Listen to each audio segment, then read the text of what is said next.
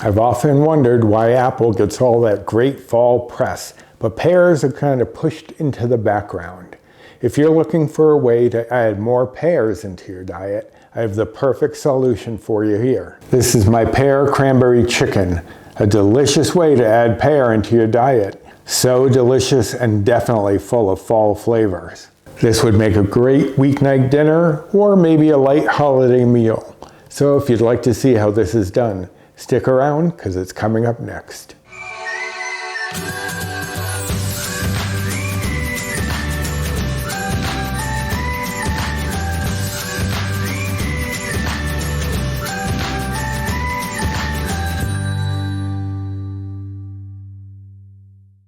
Hello and welcome to my kitchen. My name is Roy. I'm a home cook and amateur baker, and I'm here on this channel sharing recipes that have helped me to lose over 125 pounds, whether those recipes are mine or someone else's.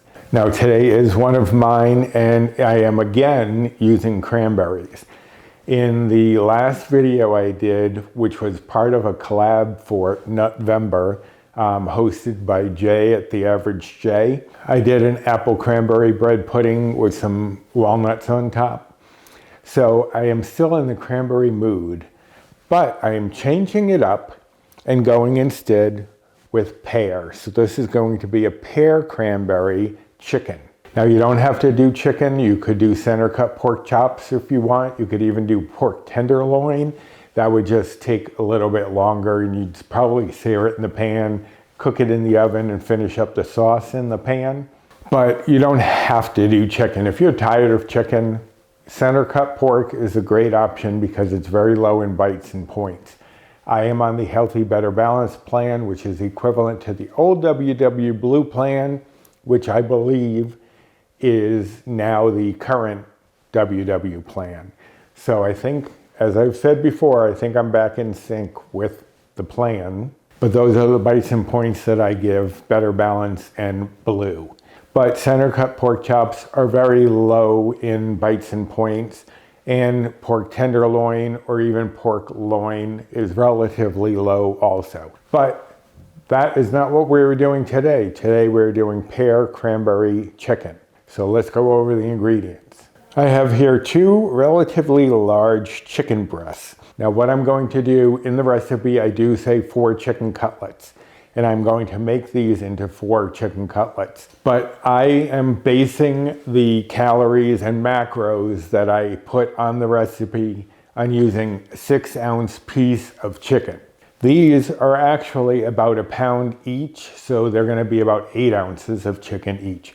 But since I'm on the Healthy Better Balanced plan, 0 bites for me for chicken, I'm okay with having a little extra, but I am going to show you how to cut these into cutlets. I also have here 1 small onion that I'm going to thinly slice. I did do a tutorial a while back on preparing onions for cooking, but I figured I will show you how I'm doing this onion because when you thinly slice it for something like this, you want to cut it in a particular direction. And just in case you haven't seen the onion tutorial, which of course I will card here and link down below, that way you'll know how you should be cutting them. I have here 1 pear, and that we are going to peel. You don't have to peel it. And I'm also going to show you how I'm preparing that as well, so that you can see exactly what I'm doing. I have here 1/2 cup of low sodium chicken broth. You don't have to use low sodium, but I like having a little more control over the sodium content in what I'm making. I have here 3/4 cup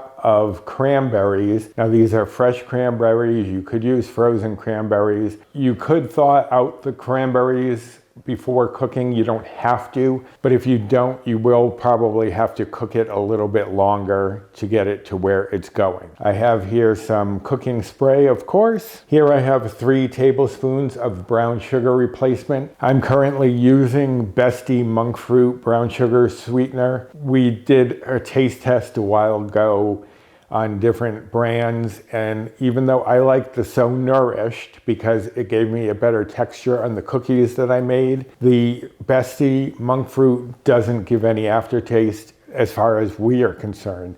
I don't know if it's one of those things like with cilantro where some people get a soapy flavor and some don't. Maybe some people get an aftertaste from some things and others don't. I don't know, but we don't get an aftertaste from that. I have here 1 tablespoon of light butter that is going to be put in at the end of cooking our sauce just to give it a little more richness. I have here 2 teaspoons of Dijon mustard. You could use a spicy brown or a yellow, but the Dijon has a nice tang and a nice depth to it that I think works really well with this. I have here 1/2 teaspoon of salt, 1/2 teaspoon of dried thyme, 1/4 teaspoon of ground black pepper, and 1/2 teaspoon of gingerbread spice. Now that might seem like an odd ingredient, and it might be something you don't have, which is fine. You don't have to have gingerbread spice. You could use apple pie spice. You could even use pumpkin pie spice.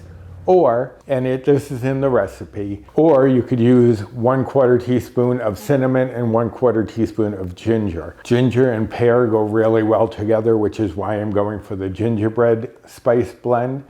And I did do a holiday spice blend. I know I've mentioned this in a few videos recently, where I did gingerbread spice, apple pie spice, pumpkin pie spice, and poultry seasoning. Again, I'll card that here, link it down below. If you need to make any of those for the holidays, you'll have them on hand, just a few ingredients to mix together. All right, so those are our ingredients. I'm going to shuffle a few things around and we'll get started prepping our chicken.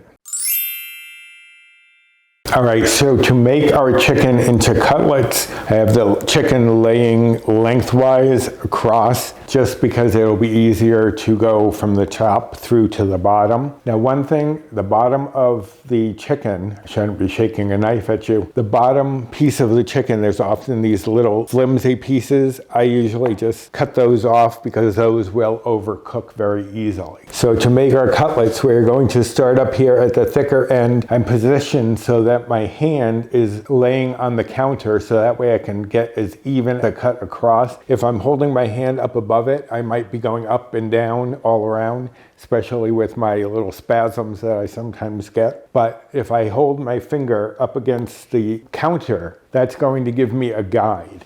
So I'm going to start halfway through, cut, and hold down the chicken with your hand flat on it so that it doesn't move. And there we have 2 cutlets. Now, you could pound them out a little bit if you wanted them a little thinner, but I'm fine with them as they are. But let me prep up the other cutlet and then we'll move on to our onion and pear.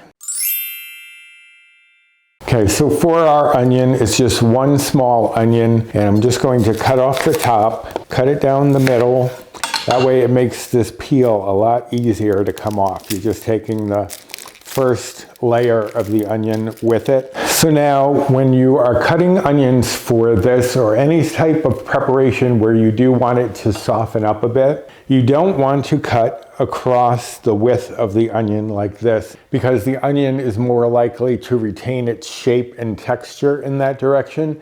So that's great for if you're doing like onion rings, obviously, or cutting onion for a salad or chicken salad or things like that where you want some of that crunch. But when we're cooking it down, we want to cut it in the other direction from the bottom to the top because it breaks up the cells of the onion in a way that makes them soften much more. So this is what we're going to do is just, I usually start in the middle, just cut through and then hold these 2 pieces together and cut very close to the other ones and go around following the curve of the onion. And then to separate all of our little pieces, except for these ends that automatically fall off, you're just going to cut the root end off at a slight angle.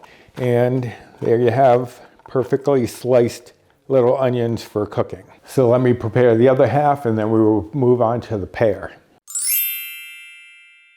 Okay, so I'm peeling my pear here, and be careful with pears, especially if they get ripe. Once they start getting ripe, they get a little wet, so you definitely want to be careful when you're peeling that. Okay, and then we're going to take the pear and cut it in half, just like we did with the onion. And just so you know, this is not the same cutting board that I used for the chicken. I did have a red border on that board. This is a black border, just so there's no cross-contamination, in case anyone was wondering. So now I'm going to, where the little stem was, you can see a little spot that I want to get rid of. Just going to angle my knife and cut that off on both parts. And also at the base, I'm going to cut there because you don't want that little base part on here. Now what I'm going to do is I'm going to take my melon baller. You don't need a melon baller. You could do it with a knife or a spoon. It's just easy to just cut into the core and scoop out that seed section. It makes it so much easier having this little melon baller for things like that. But again, you could use your knife, it doesn't matter. So now what I'm going to do is I'm going to do the same basic thing that I did with the onion and cut it following the curve of the pear. So just down the middle, then radiate out from that side, just being careful if it's a juicy pear that there's no slippage and you cut yourself. Now the pear doesn't have to be too ripe for this.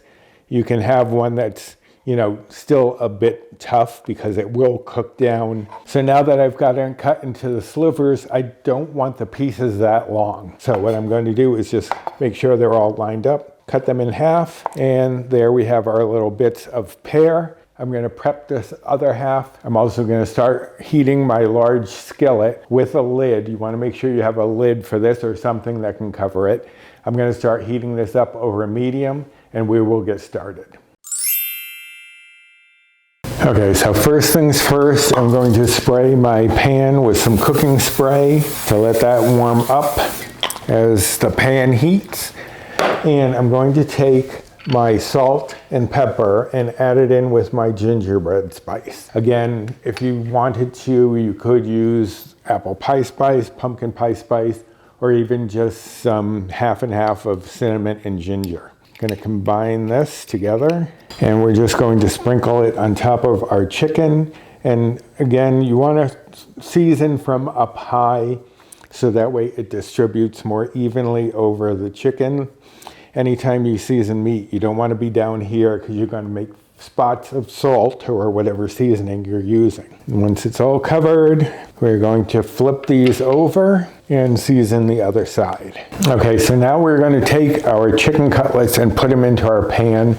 We have a large skillet to try to accommodate all of these chicken breasts, and they will start to shrink down, so if they're touching each other at first for a while, it's not that big of a deal. But if you happen to have a smaller pan and can't fit them all in one, you could do it in 2 batches. But I'm just going to lay them out. I usually put the thicker end of one against the thinner end of the one next to it. They're a little crowded, but as I said, they will shrink down a little bit, so don't worry about that. So we're going to cook these on medium-high for about 5 minutes, and I will probably turn them a little bit, move them around to make sure they're getting color all over, and then we will flip them over onto the other side. Okay, so it's been about 2.5 minutes. What I want to do, just to make sure that the outer edges are getting color, is flip them in the opposite direction, just turning them around so that the part of the chicken that was facing the outer edges of the pan will then be towards the inner, so it'll hopefully give us a more uniform color. So another 2 minutes. All right, so it's been about another 2.5 minutes. I'm now going to flip them over to the other side, and we have some nice color. So now that we've flipped them, we're going to turn down the heat to medium and cover it so that way it'll hold on to the moisture. This is the way I always cook my chicken because it helps to keep that moisture trapped in there and doesn't allow it to get dried out too quickly. So we're going to give this another 5 minutes, then we're moving on. Okay, so it has been another 5 minutes and this side is cooked through. Now what we're going to do is just transfer these to a plate and leave behind any juices that are accumulated there. And I did, halfway through cooking, I did flip them as I did on the other ones. And I'm going to cover my chicken with some foil just loosely so that it can retain some of that heat while we move on to the rest. I'm going to add in my onions, and we're going to cook these for about 3 to 4 minutes for them to soften up. And again, if you're not a fan of onions, you could use shallots or maybe even green onion if you'd like. But the onion here, you could even leave it out entirely, but it does add a nice contrast to the sweetness of the pear and the sour bite of the cranberry. So it gives a nice contrast there. Okay, I'm gonna give this 3 to 4 minutes and we'll move on. Okay, so it's been about 3 or 4 minutes. You can see the onions have softened, but you don't have to worry about them softening too much right now because they are gonna continue cooking as we add in our pear, cranberries, and our thyme. And just stir this all together. Now, if you wanted to use fresh thyme instead of dried thyme, you could do so. You would just use twice as much, and you would add it at the end of cooking once the sauce was done. This is giving the dried thyme a chance to rehydrate. So this is going to cook for about 5 minutes until the pears have softened and the cranberries will start to pop, or at least get little rips in their skins, meaning that they're warmed up and ready to go. So we're going to give this about 5 minutes and I will be back. Okay, so it's been about 5 minutes and the skins of some of the cranberries have split. So now what we're going to do is add in our chicken broth, mustard, and brown sugar, as well as any juices that have accumulated from our resting chicken. So we're going to remove the foil, bring the plate over, and I'm going to hold it down with tongs and just pour any juices that have accumulated into the pot and cover that chicken back up. So now we're going to stir this through, get everything nicely combined. Now we're going to bring this up to a boil. It'll take a minute or two for it to start to boil.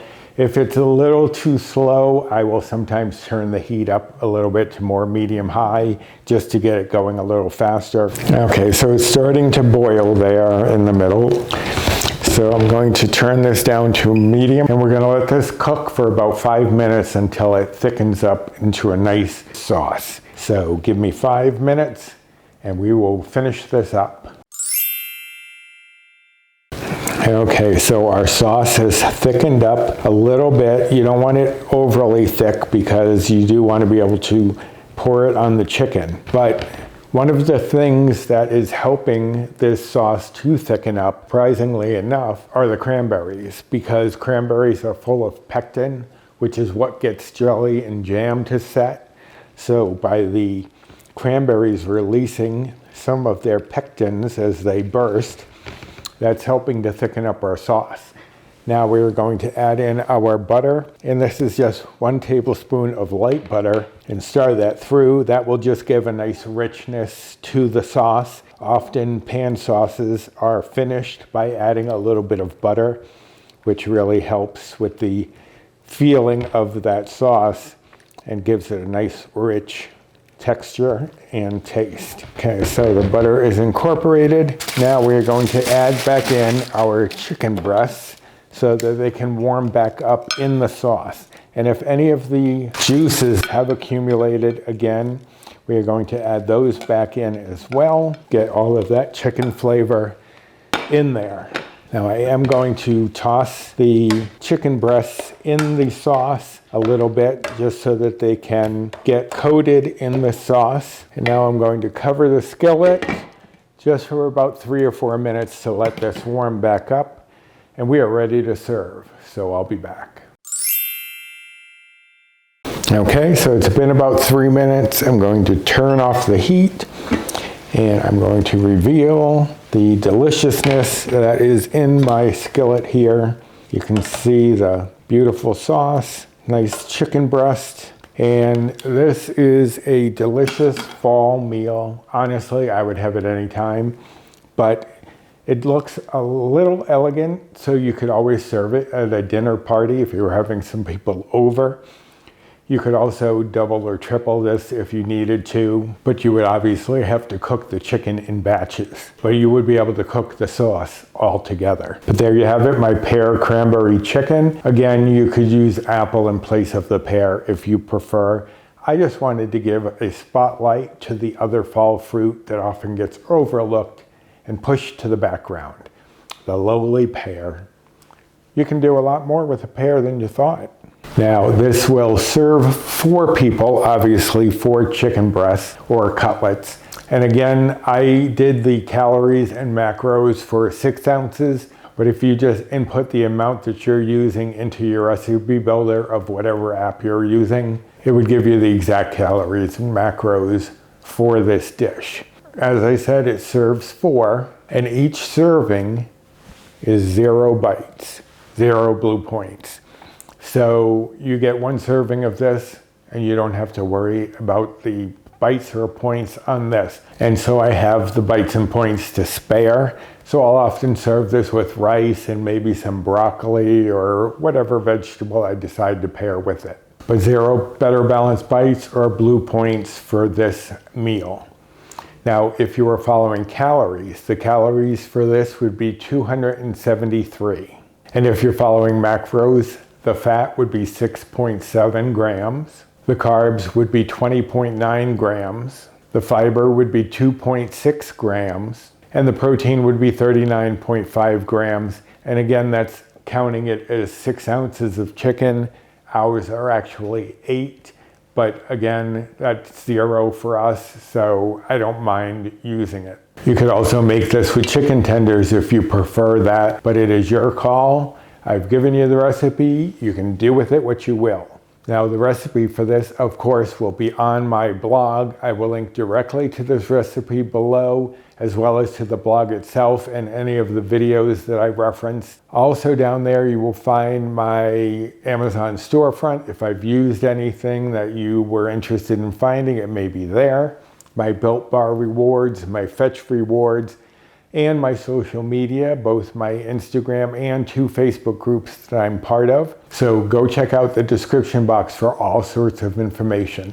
And while you're at it, if you wouldn't mind doing the usual, like, subscribe, comment, share, and hit the notification bell for the next time I upload any sort of video.